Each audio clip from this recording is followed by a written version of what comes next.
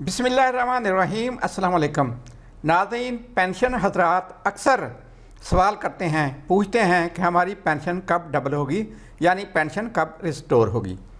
इस मसले को हल करने के लिए मैंने एक कैलकुलेटर तरतीब दिया है। कैलकुलेटर आप अपने सामने देख रहे हैं स्क्रीन पर। कैलकुलेटर की चंद अहम बातें आपको बता दूं कि ये कंप्यूटर या लैपटॉप पर आसानी से काम हो सकता है। इस पर आप अपने मोबाइल पर भी इस पे काम कर सकते हैं, यानी अपनी डेट ऑफ रेस्टोरेशन मालूम कर सकते हैं। लेकिन उसके लिए यह है कि आपको अपने मोबाइल में प्ले स्टोर में जाके एक एप्लीकेशन जो है वो MS एक्सेल स्प्रेडशीट को डाउनलोड करना है और इंस्टॉल कर लेना है, तो फिर ये बेहतर तरीके से काम करेगा। VPS पे इतना अच्छा काम नहीं करता, वहाँ पे कुछ आ जाती हैं, एरर्स वगैरह भी आ सकती हैं। दूसरा, आपने जब इस कैलकुलेटर को खोलना है, देखना है कि आपकी डिवाइस पे जो डेट फॉर्मेट है वो किस तरह है। ये जो आपके सामने डेट फॉर्मेट नज़र आ रहा है, इसमें पहले डे है, उसके बाद मंथ है और उसके बाद ईयर है। अगर आपके यहाँ जो डिवाइस है उसमें ये इसी तरह ही ओपन होता है तो फिर तो आप डेटें इस तरह लिखेंगे।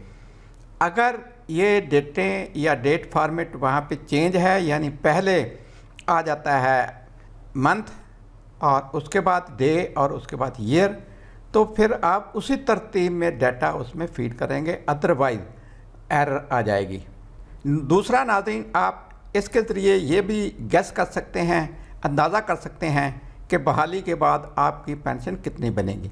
पेंशन बहाली के लिए जिस डेट को आप कैलकुलेटर इस्तेमाल कर रहे हैं, उस डेट के बारे में ही बताया जा सकता है कि इस डेट को अगर बहाल होती तो आपकी पेंशन में इजाफा होकर आपकी पेंशन कितनी बन जाती।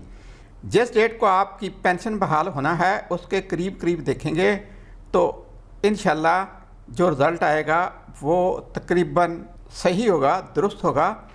गो के इस कैलकुलेटर में कोशिश की गई है कि एरर फ्री हो, लेकिन फिर भी आप इसको एज अथॉरिटी या रेफरेंस के तौर पर इस्तेमाल नहीं कर सकते। ये सिर्फ आपकी मालूमात, नॉलेज और आप इसके ज़रिए गेस कर सकते हैं, अंदाज़ा लगा सकते हैं।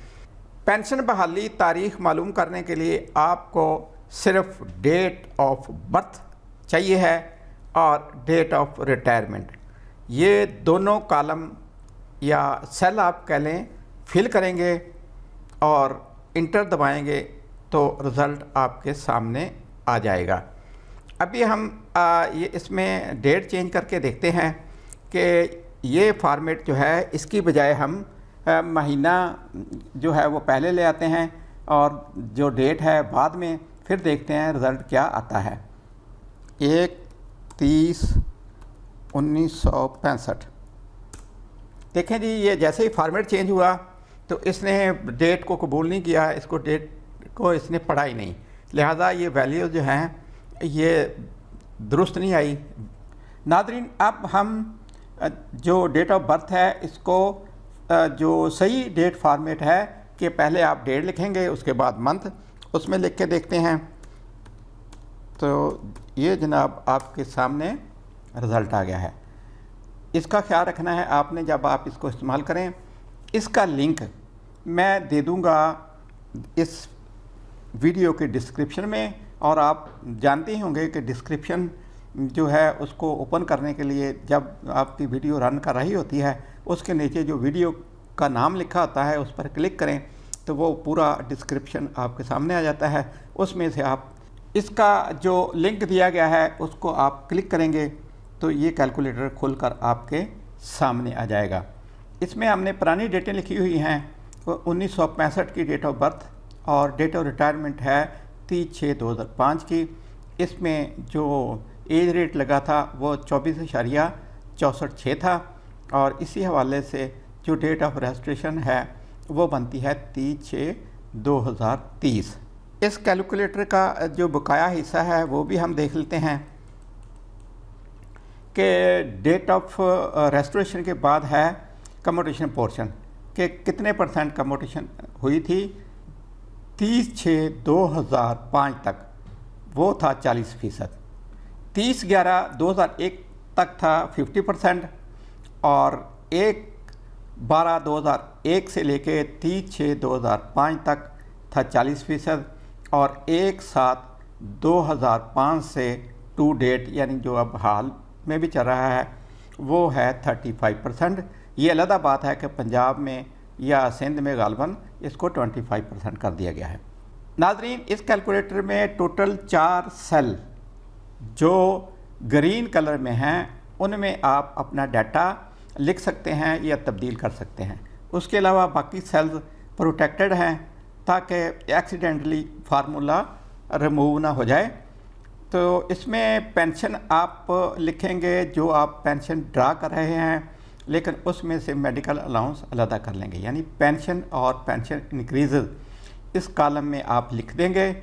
फ़र्ज़ करें किसी की पेंशन 30,000 रुपये वो ले रहा है और इस पे जो 40% रिस्टोर होगी वो होगी 20,000 और पेंशन आफ्टर रेस्टोरेशन हो जाएगी 50,000।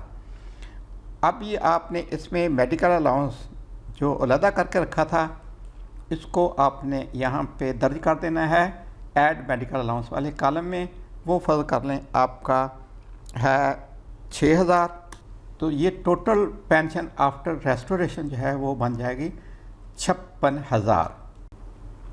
नाज़रीन, फ़ौजी पेंशन में मेडिकल अलाउंस शामिल नहीं होता, लिहाजा वो जो भी पेंशन ड्रा कर रहे हैं अगर वो ये जानना चाहते हैं यानी गेस करना चाहते हैं कि उनकी पेंशन बहाली के बाद कितनी बनेगी आज की डेट में या जब बहाल होनी है, तो फिर बहाली की डेट के करीब जाके इस कैलकुलेटर से चेक करें, क्योंकि फर्दर इंक्रीज़ भी इस पर लगनी है अभी। तो वो सिर्फ जो उनकी पेंशन है वो लिख लेंगे और उसके बाद ऐड नहीं करेंगे इसमें मेडिकल अलाउंस, तो ज़ाहिर है कि उनका जो रिज़ल्ट होगा वो आ जाएगा।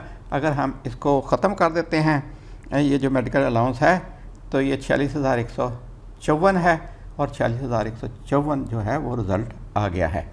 नाज़रीन, अब हम इसमें कुछ डेटें चेंज करके देखते हैं।